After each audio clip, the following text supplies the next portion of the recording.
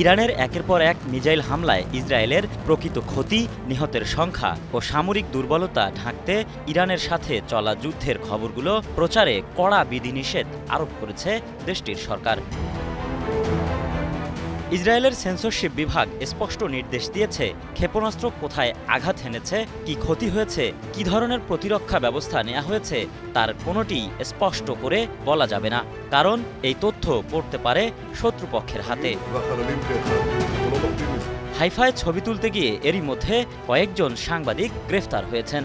অর্থাৎ সেন্সরশিপ শুধু কাগজে নয়, মাঠেও কার্যকর। ক্যামেরা হাতে সংবাদ সংগ্রহে কোনো স্থানে যাওয়া এখন ইসরায়েলে একটি ঝুঁকির নাম। ইসরায়েলে গণমাধ্যমের উপর এমন বিধিনিষেধ নতুন নয়। এই সেন্সরশিপের শুরু ১৯৪৫ সালে ব্রিটিশ আমলের জরুরি আইনে, তবে সম্প্রতি তা আরও কঠোর হয়েছে। শুধু ২০২৪ সালে গড়ে প্রতিদিন ২১টি রিপোর্ট পুরোপুরি অথবা আংশিক সেন্সর করা হয়েছে। বিশ্ব সংবাদ মাধ্যমের স্বাধীনতা সূচকে ইসরায়েলের অবস্থান এখন ১১২তম, হাইতি বা চাঁদের মতো দেশেরও নিচে। বিশেষজ্ঞরা বলছেন, সংবাদকর্মীদের কণ্ঠরোধ করে প্রকৃত যুদ্ধ পরিস্থিতি ঢেকে রাখার চেষ্টা করা হচ্ছে। সংবাদ কক্ষ এখন যুদ্ধক্ষেত্রের অংশ হয়ে গেছে।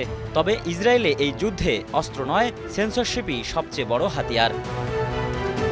এ K M Suman, Star news.